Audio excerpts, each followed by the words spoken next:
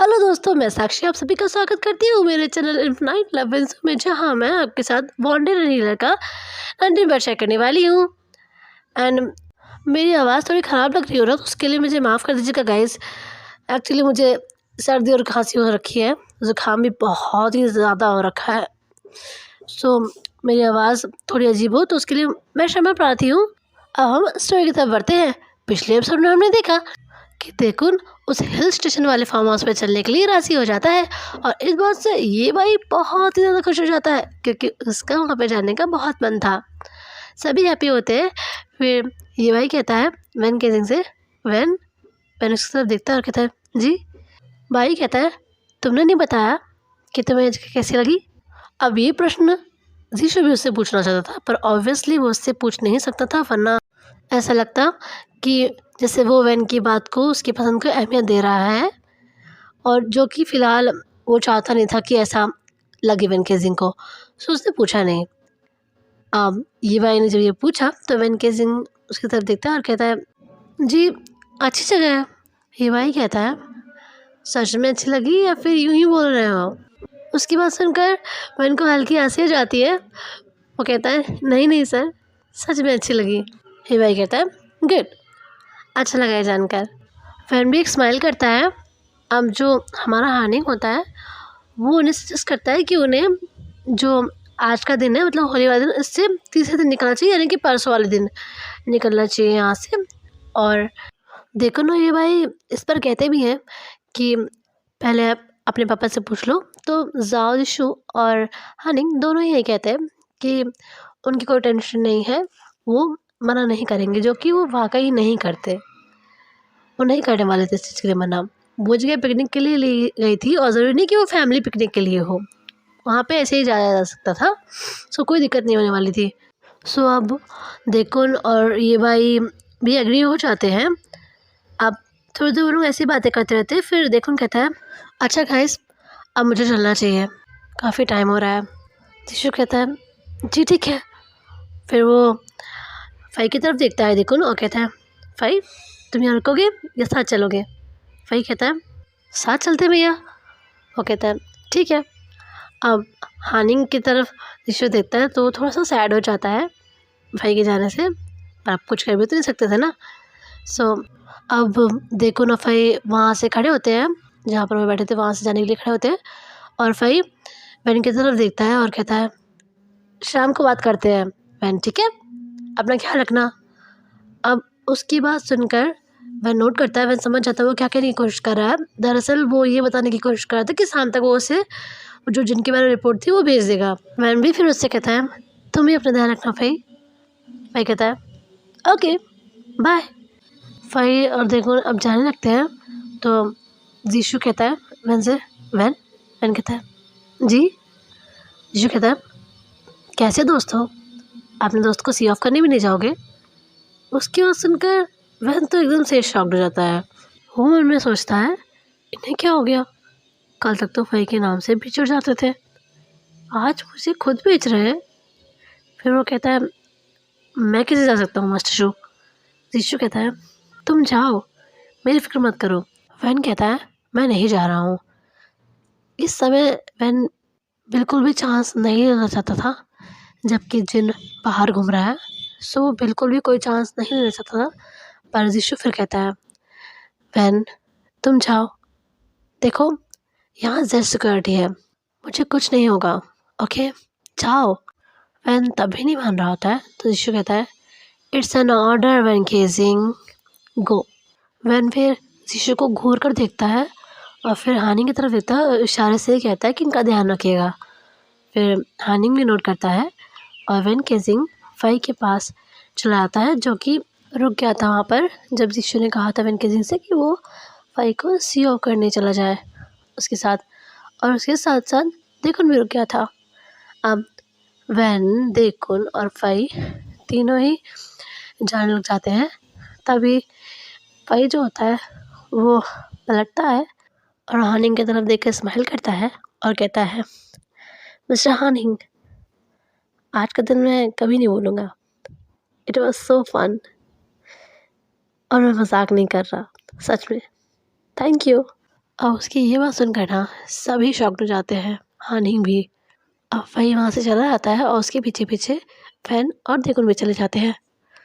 अब हानिंग तो उधर ही देख रहा होता है, फिर हानिंग ऋषु की तरफ पलटता है और ऋषु कहता है, क्या था ये? हानिंग कहता है, क्या क्या कुछ भी तो नहीं था। ऋषु कहता है, नाटक न करो, वो क्या बोल के गया है?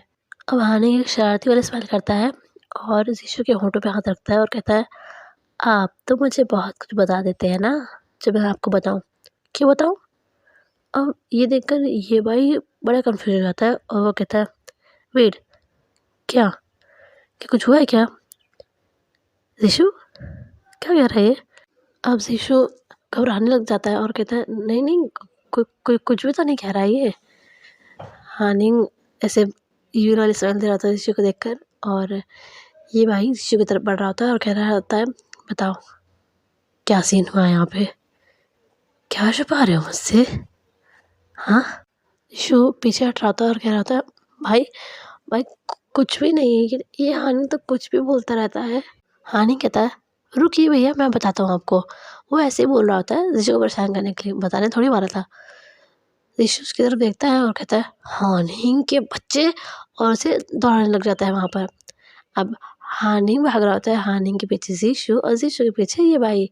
अब ऐसे ही वो तीनों लोग भाग रहे होते हैं, तो हानि जो होता है ना, वो थोड़ा आगे निकल गया होता है और ऋषु को ये भाई पकड़ लेता है और वो दोनों जगह पे खड़े हो जाते हैं। और ये भाई हाँफते हुए उससे बोलता है, चल अब बता क्या बात कर रहा था वो? और ऋषु जो कि वो भी हाँफ रहा था, वो कहता है, यार सांस लेने दे प्लीज़, सांस लेने दे, बताता हूँ। फिर वहीं पर से एक ठंडाई वाला जा रहा होता है, तो ऋषु से देखता है और कहता है, भैया ज़रा सुनिए, यहाँ आइए प्लीज़। फिर वो ठंडाई वाला यहाँ पे आता है, मतलब इलन के करीब आता है। अब जो अपना ये भाई होता है, वो ड्रिंक ले लेता है, पर वो पीता नहीं है, और ऋषु उस ड्रिंक को ले लेता है और तुरंत पीने लग जाता है। और वो जो वो होता है वेटर, वो कहता है, अरे सर मैं बताना भूल गया, इसमें भांग मिली हुई है। अब ये सुनकर ये भाई और ऋषु दोनों ही शॉक्ड हो जाते हैं। ऋषु तुरंत से ही उस ग्लास को अपने होठों से अलग करता है, लेकिन तब तक वो आधे से ज़्यादा ठंडाई पी चुका था। अब ये भाई उस इंसान को देख रहा होता है और ऋषु को देख रहा होता है, फिर वो कहता है, बता नहीं सकते थे पहले? हाँ? वो कहता है, सर ध्यान नहीं था। फिर वो ऋषु की तरफ पलटता है और कहता है, ऋषु ऋषु तू ठीक तो है ना? ऋषु उसकी तरफ देखता है और कहता है, हाँ मैं ठीक हूँ। और ये बोलते ही उसको हल्का सा चक्कर आने लग जाता है। भाई उसे पकड़ता है और कहता है, तू मेरे साथ चल चल। वो तुरंत से ही उसे एक एकांत टाइप की जगह पर लेके आ जाता है और कहता है, यहीं बैठना, ठीक है?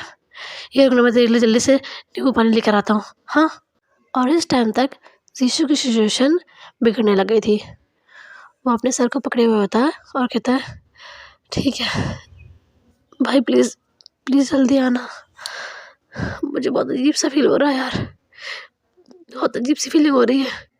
अब सीन ऐसा था गाइस कि जो हमारा जादू था, वो भले ही बिजनेसमैन था, लेकिन उसने आज तक कभी शराब ये सब चीज़ें नहीं पी थी, ना भांग ना शराब, कोई भी ऐसा नशा नहीं करता था वो। तो उसके लिए जो अभी फीलिंग वो फील करता, वो न्यू थी। भाई उससे कहता है, तो चिंता मत कर, मैं बस यूँ गया और यूँ आया, ठीक है? यहीं रहना, यहाँ से कहीं मत जाना प्लीज़। और ये कहकर वो वहाँ से चला जाता है। और इस सिचुएशन में, जिस सिचुएशन में अभी भाई था, वो बहुत घबराया हुआ था। उसको ये ध्यान नहीं था कि वो ऋषु के साथ किसी को रहने को बोले, लाइक उसके साथ कोई रहना चाहिए इस सिचुएशन में। उसके दिमाग में ये बात नहीं आई थी। अब वो वहाँ से चला जाता है और ऋषु वहीं पर अपना सर पकड़े बैठा हुआ था, जिसको अभी भयानक चक्कर आ रहे होते हैं। अब हमें बाहर का सीन दिखाया था, यानी कि जहाँ पर देखुन और फाई और मैंने खड़े थे। एक्चुअली जहाँ पर से वो लोग आए थे ना, वो जगह और जहाँ पर अभी वो खड़े हैं, वो जगह में बहुत अंतर था। मतलब वो काफ़ी दूर पर थे, इतना भी दूर पर नहीं थे, पर वो अंदर का एरिया था और ये पार्किंग एरिया। अब वो तीनों वहाँ पर खड़े होते हैं।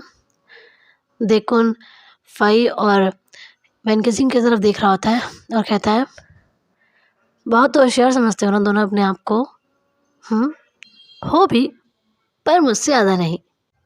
वैन और फ़ई दोनों स्माइल करते हैं। फिर देखुन कहता है, अच्छा अब तुम जाओ जीशु के पास, ठीक है। फिर वो फ़ई की तरफ देखता है और कहता है, चले। फ़ई कहता है, जी भैया। और फ़ई फिर उसको बाय बोलता है वैन को और गाड़ी में बैठ जाता है और वो दोनों वहाँ से चले जाते हैं। और वैन भी अब वापस से उसी जगह पे आने लगता है जहाँ पर से वो आया था, यानी कि जीशु के पास जाने लगता है। अब वो अंदर आ जाता है और इधर हमारा ये भाई इधर-उधर काउंटर ढूँढ रहा होता है और सबसे पूछ रहा होता है कि वो नींबू पानी वाला काउंटर कहाँ है, क्योंकि ऐसी जगह पे तो वो होता ही है जहाँ पर भांग वाली ठंडाई मिल रही है, तो वो ऐसे ही ढूँढ रहा होता है। तभी वहाँ पर हानिंग आता है, जो कि उतने टाइम से उन दोनों को ढूँढ रहा था, क्योंकि वो लोग तो उसे फ़ॉलो कर रहे थे। फिर अचानक से उसे दिखना ही बंद हो गया। सो वो उन्हें ढूँढते-ढूँढते फिर वहाँ पर आ जाता है और हिवाई को देखता है, जो कि बहुत चिंतित लग रहा था। तो वो कहता है, हिवाई भैया, क्या हुआ? आप इतने परेशान क्यों लग रहे हैं? भैया कहाँ है? सो ये भाई उसे पूरी बात बता देता है और वो दोनों चिंतित हो जाते हैं। तो ये भाई से हानि कहता है, आप भैया को अकेला छोड़ के क्यों आए? आप उनके पास जाइए, मैं नींबू पानी लेकर आता हूँ, ठीक है? मुझे बताओ काउंटर कहाँ पे है। और तभी वहाँ पर पैन केसिंग आ जाता है उन्हें ढूँढते-ढूँढते, और वो वहाँ आते ही नोटिस करता है कि जीशु वहाँ नहीं है। वो कहता है उन लोगों से, आप लोग यहाँ अकेले क्या कर रहे हैं? मास्टर शू कहाँ है? अब ये भाई हानि की तरफ देखता है और हानि ये भाई की तरफ देखता है। फिर वो दोनों ही उसे सारी बात बता देते हैं और वैन को अब उन दोनों पर बहुत ज़्यादा गुस्सा आ रहा होता है। वो कहता है, मैं आप लोगों की ज़िम्मेदारी पर उन्हें यहाँ छोड़ कर गया था, आप लोग ऐसे कैसे कर सकते हैं? ये भाई आप मुझे वहाँ लेकर चलिए जहाँ पर आपने मास्टर शो को छोड़ा था। भाई कहता है, ठीक है। अब भाई ना हानि को भी वो जगह बता देता है और कहता है कि नींबू पानी लेकर वहीं पे आए। हानि नोट करता है और वहाँ से चला जाता है। अब वैन और भाई उस जगह पे आते हैं, पर वहाँ जीशु नहीं होता है और वो दोनों बहुत ही ज़्यादा घबरा जाते हैं। लाइक एक तो जीशु पर वैसे भी खतरा है और उस पर वो अपने होशो हवास में भी नहीं है, तो वो दोनों बहुत ही ज़्यादा घबरा जाते हैं। और फिर हानिंग को भाई कॉल करता है और उसे यहाँ आने से मना करता है और कहता है कि वो वहीं रहकर जीशु को ढूंढे। और वैन केसिंग और ये भाई भी अलग अलग डायरेक्शन में जाते हैं जीशु को ढूंढने के लिए। अब रास्ते में ये भाई से सैम टकरा जाता है, जो कि आज सुबह से ही बाकी सारे कामों में लगा हुआ था, और ये भाई उसे भी सारे बात बताता है, तो वो भी जीशु को ढूंढने लग जाता है। अब ये 4 लड़के जीशु को ढूंढ रहे होते हैं। अब यहाँ से हमारा सीन शिफ्ट होता है और हमें वापस से वही कमरा दिखाया जाता है जहाँ पर जिन रहता था। एंड गाइस, मैं आप सबसे प्रार्थना करूँगी कि आप सब ईयरफोन्स लगा लीजिए। वैसे यहाँ ऐसा कुछ इंटीमेट नहीं होने वाला है, पर पिछली बार मैंने आप सबको वार्निंग नहीं दी थी और जिन का सीन ऐसे ही प्रस्तुत कर दिया था, तो इस बार मैं कह रही हूँ कि आप प्लीज़ ईयरफोन्स लगाएँ, क्योंकि वो किस तरह की बातें करता है आप सब सुन ही चुके हैं। सो प्लीज़ मेरी इल्तिजा है, आप सब ईयरफोन्स लगाएँ। So back to the story. हमारा जो जिन होता है वही उस रूम में बैठा होता है, वो रॉकिंग चेयर पर, और उसने ना साजिश का स्केच बनाया होता है, मतलब वो छोटा वाला जिशु उसका स्केच बनाया होता है, और वो भी नेकेड, और उस स्केच को वासना भरी नज़र से देख रहा होता है। फिर वो उस स्केच को लिक करता है पूरा ऊपर से नीचे तक और कहता है, ओ माय डियर साजिशु, you don't know how I am craving for you. I want to kiss you, lick you, suck your body, and fuck you. Damn it, you Zishu. You don't know how desperately I want you. वो ऐसे ही घिनौनी बातें बोले जा रहा होता है उस स्केच से, और तभी उसके डोर पर एक नॉक होती है। वो इरिटेशन से उस दरवाजे के पास जाता है, उसे खोलता है, तो उसे सामने वाला इंसान एक लिफाफा देता है। वो उस लिफाफे को देखता है, उस इंसान को देखता है, और फिर वो इंसान वहाँ से चला जाता है। वो इंसान वहाँ का सर्वेंट था जिसे जिन के लिए रखा गया था। अब जिन रूम में आता है और उस एनवेलप को खोलता है और उसके अंदर की तस्वीरों को देखकर पूरा ही आग बबूला हो जाता है। दरअसल ये तस्वीरें तब की थी जब आज होली वाले जश्न में शिशु और वन बातें कर रहे थे। जब शिशु वन को मना रहा था और उससे मुस्कुराकर प्लीज़ प्लीज़ बोल रहा था, और जब वन ने शिशु का हाथ पकड़ा था उसे रोकने के लिए, जब उसका हाथ उसे दिखा रहा था कि देखिए मैंने आपका हाथ इतने टाइम से पकड़ा हुआ है और आप मुझे कुछ कह भी नहीं रहे, वो सीन। और जब उसे पता चला कि हानिंग को उसके और वन के बारे में पता है, तो वो सोच में नहीं खो गया था। तो वन उसके चेहरे पर ऐसे हाथ फिराता है ताकि वो अपने होश में आए, वो सीन। अब ये सब तस्वीरें देखकर जिन एकदम से ही आग बबूला हो जाता है। वो वहाँ पर जो फायर जल रही होती है, जो रूम में जलती नहीं है, वो उसमें वो सारी तस्वीरों को जला देता है और फिर कहता है, अच्छा तो उस चींटी के पर निकल आए, हाँ सास इशू, तुम भूल गए कि तुम किसे बिलोंग करते हो, कि तुम्हारा ओनर कौन है। सास इशू ओनली बिलोंग्स टू जिन, और इस फैन केसिंग का तो अब कुछ करना ही होगा। ये पहले भी मेरे लिए प्रॉब्लम था और अब भी मेरे लिए प्रॉब्लम बन रहा है। बहुत हो गया।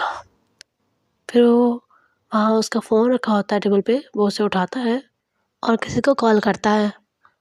कुछ देर रिंग जाती है और फिर कॉल पिकअप हो जाता है और फिर जिन कहता है, हेलो, हाँ मुझे पता है मुझे तुम्हें कॉल नहीं करना चाहिए था। यस नो डैम इट, मेरी बात सुनो, बहुत हो गया हाइड एंड सीक का खेल। मैं जेल से भागकर इसलिए नहीं आया हूँ कि तुम मुझे इन दोनों की ऐसी तस्वीरें भेजो और मैं इनकी रासलीला देखूं। लिसन, मुझे सासू हर हाल में चाहिए, जल्द से जल्द। मैं और वेट नहीं कर सकता, और उससे पहले I want that fan casing dead. मैं उसे मरा हुआ देखना चाहता हूँ। जब तक ये लड़का उसके साथ है, इतने करीब होने के बाद भी सासू हमारी पहुंच से बहुत दूर है। पहले इस रास्ते के कांटे को हटाना होगा। जो चाहे करो, पर मुझे ये फैन केसिंग जल्द से जल्द मृत चाहिए, ओके। और हाँ, मैं यहाँ इस रूम में लॉक रहने के लिए नहीं आया हूँ। मुझे यहाँ से बाहर जाना है, मुझे शिशु के पास जाना है। दूसरी तरफ से जो कॉलर होता है वो उसे मना करता है, तो जिन कहता है, नहीं बहुत कर लिया मैंने वेट, अब मुझे शिशु के पास जाना है। और वो ऐसे गुस्से में कॉल कट कर देता है और फिर फ़ोन को बेड पे फेंकता है और टेबल पे रखी हुई सिगरेट को उठाता है, उसे लिट करता है और उसके कश लेने लग जाता है, मतलब वो सिगरेट पीने लग जाता है। और फिर बेड पर जाकर सीधा गिर जाता है और कहता है, सास इशू, तुम सिर्फ मेरे होगे, no one can touch you, no one can own you, you are mine, only mine. And ऐसे करके वापस से अपनी घिनौनी सी इमेजिनेशन में आने लग जाता है सारे इशू को लेकर। और अब यहाँ से हमारा सीन वापस से होली के जश्न पे शिफ्ट होता है। अब ये चारों लोग जो कि घर के बाहर वाले एरिया में शिशु को ढूंढ रहे होते हैं, चारों में से किसी को वो नहीं मिलता है। अब ये चारों लोग अंदर जाते हैं घर के और वहाँ पर शिशु को ढूंढने लग जाते हैं।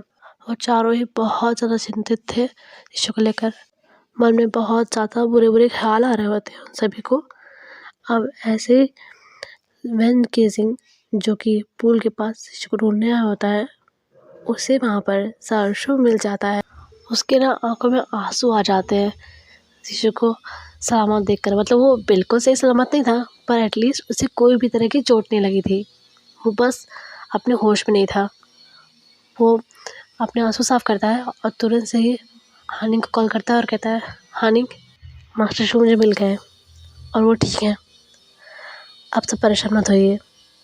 और फिर वही कहकर वो कॉल कट कर देता है और अब वो शिशु की तरफ देखता है जो कि पूल साइड पर डगमगाते हुए चल रहा होता है और गाना गा रहा होता है, इधर चला मैं उधर चला, जाने कहाँ मैं किधर चला, इधर चला मैं उधर चला, जाने कहाँ मैं किधर चला। और ऐसे ही वो ना डिसबैलेंस होने लग जाता है और पुल की तरफ गिरने लग जाता है और ऐसे बोला होता है, अरे फिसल गया।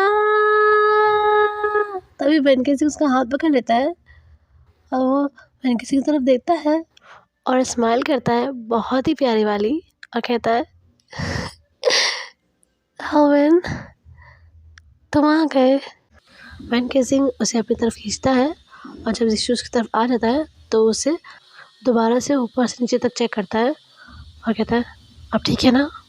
जिशु हाँ में सर हिलाता है और कहता है, मैं बिल्कुल ठीक हूँ लॉवेन, मेरी इतनी फिक्र मत किया करो, मुझे अच्छा नहीं लगता। मैंने उसे देख रहा होता है, उसके चेहरे पे स्माइल तो थी पर वो सैड वाली स्माइल थी, उसकी आंखों में दर्द साफ साफ दिख रहा था। मैंने कहता है, मास्टर शू, यहाँ से चलते हैं, कमरे में चल के बात करें। यीशु उसकी तरफ देखता है और कहता है, नहीं, मुझे रूम में नहीं जाना, मुझे फ़िलहाल तुम्हारे साथ यहीं रहना है। वो फिर वेन केसिंग के सीने पे ऐसे सर रख देता है और कहता है, प्लीज़ यहीं रुको मेरे साथ, प्लीज़ लॉवेन। अब वेन क्या ही करेगा। वेन फिर उसे हक कर लेता है और कहता है, मैं यहीं हूँ आपके पास, ठीक है, अब परेशान मत होइए, मैं हूँ ना। फिर यीशु जो कि पहले सिर्फ उसके सीने पे सर रखे हुए था, अब उसे हक कर लेता है काफ़ी टाइटली। और इसी टाइम पर सैम, बाई और हानी तीनों वहाँ पर आ जाते हैं। और सैम जब ये देखता है कि वेन केसिंग और दाऊदशु ने एक दूसरे को गले लगाया हुआ है, वो बस उन्हें देख ही रहा होता है। ही बाई और हानी भी उन्हें देख रहे होते हैं। फिर वेन की नज़र तीनों पे पड़ती है और बाई कहता है, चलो यहाँ से। पर हानी कहता है, पर भैया। वो कहता है, वैन है उसके साथ, उसे फ़िलहाल सिर्फ वैन की ज़रूरत है, van will take care of him, चलो। फिर वो तीनों वहाँ से जाने लगते हैं। जाने से पहले सैम वह पलट कर उन दोनों की तरफ देखता है और उसकी आंखों में अभी बहुत दर्द था। फिर वो वहाँ से चला जाता है उन लोगों के साथ। फिर वैन जिशु को अपने से अलग करता है और कहता है, अच्छा ठीक है, हम कमरे में नहीं जाएंगे, पर यहाँ बेंच पे तो बैठ सकते हैं, चलिए। फिर वो जिशु का हाथ पकड़ कर उसे वहाँ पर जो बेंचेस लगी थी वहाँ पर बैठा देता है और खुद भी उसके साथ बैठ जाता है। वैन केसिंग को जिशु बस देख रहा होता है तो वैन केसिंग उसके गालों पे हाथ रखता है, एक प्यारी सी स्माइल करता है और कहता है, मुझे ऐसे क्यों देख रहे हैं आप। जिशु उसके हाथों को पकड़ता है जो कि अभी जिशु के गालों पे थे।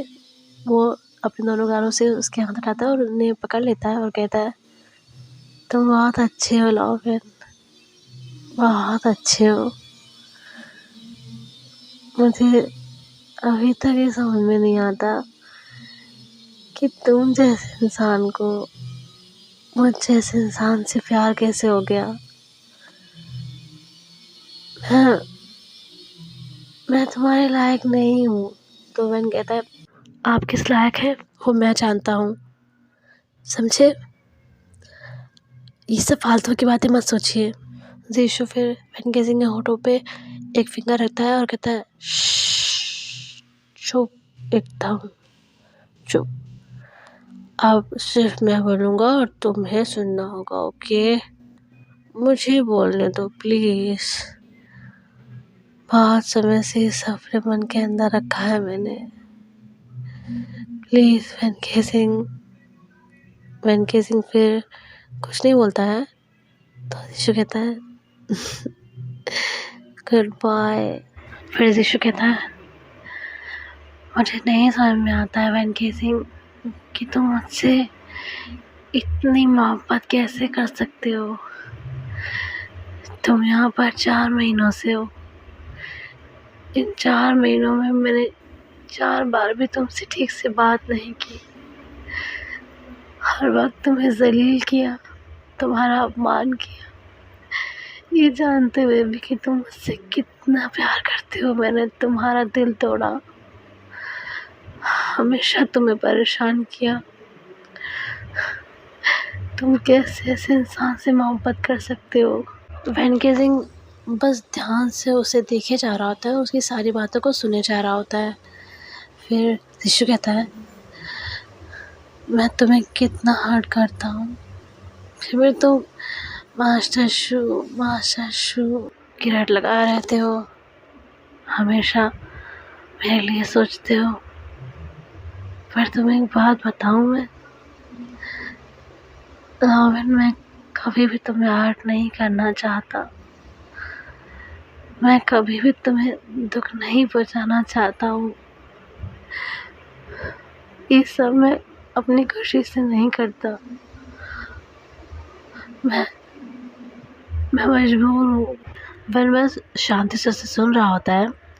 यीशु फिर कहता है, तुम्हें याद है जब उस दिन तुम मुझसे ऑफिस में कह रहे थे कि नहीं आप घर का ही खाना खाएंगे, आप बाहर का खाना नहीं खाएंगे, और मैं जिद कर रहा था। तुम्हें बता नहीं सकता कि जब तुम मुझ पर आग जता रहे थे मुझे कितनी खुशी हो रही थी।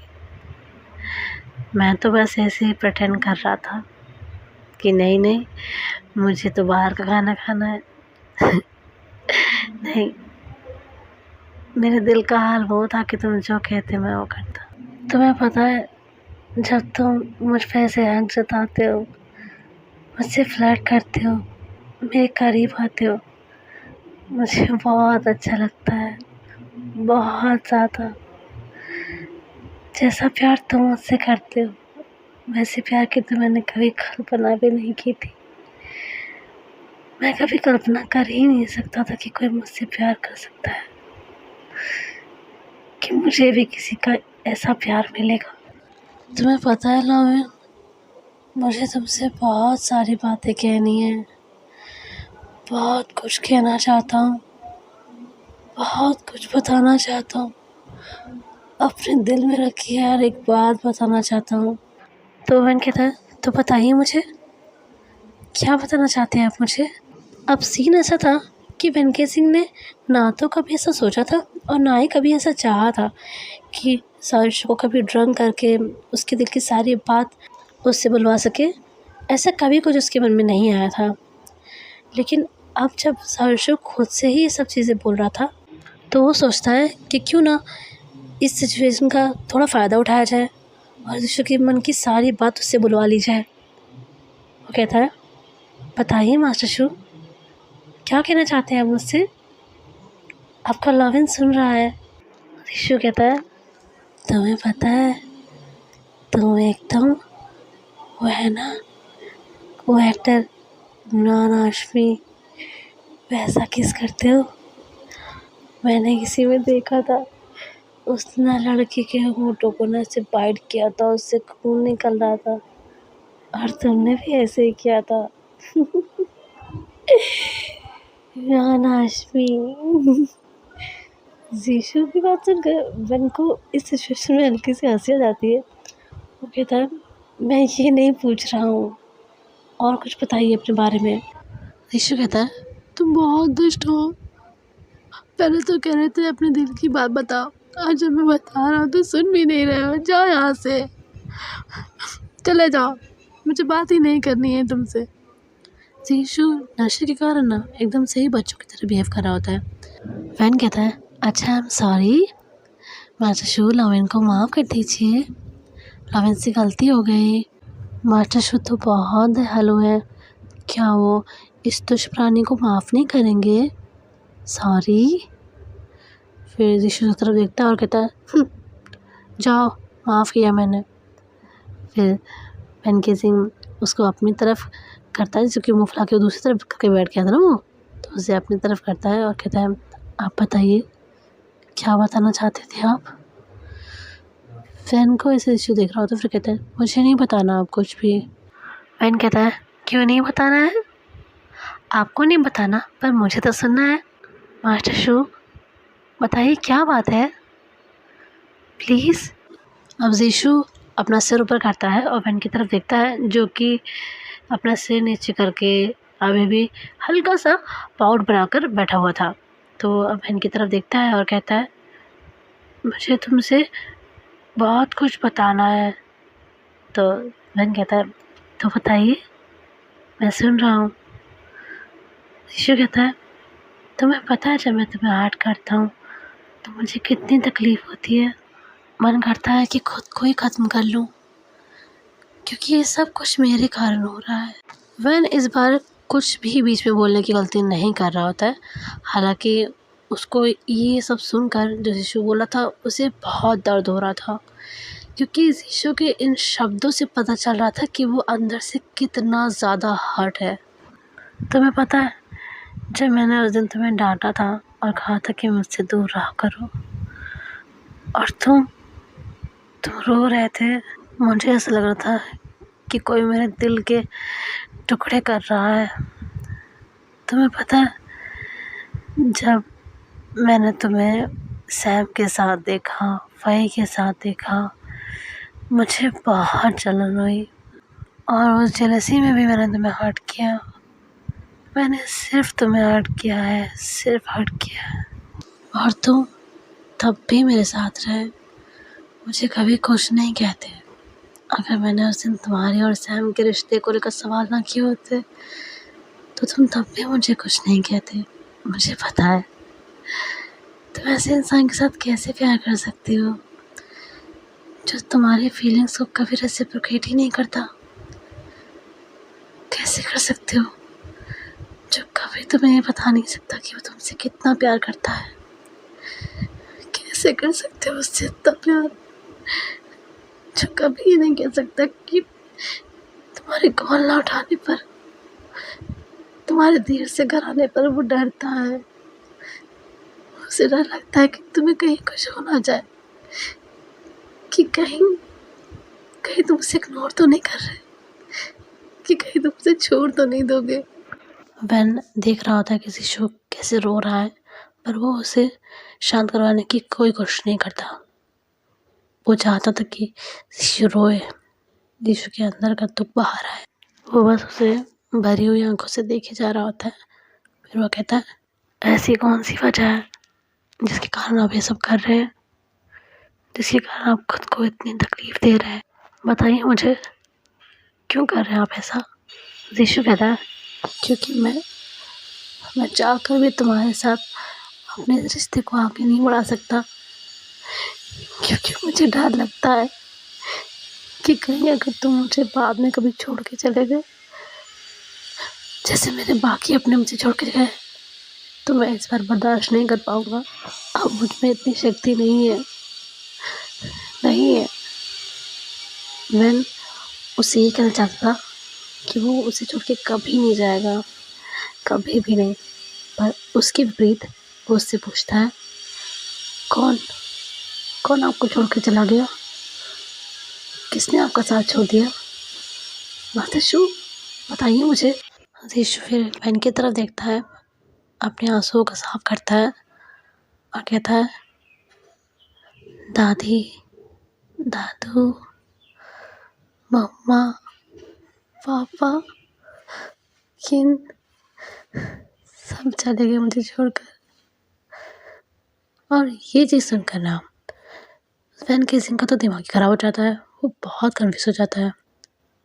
वो ईशु से कहता है, वेट, आपके मम्मा पापा तो।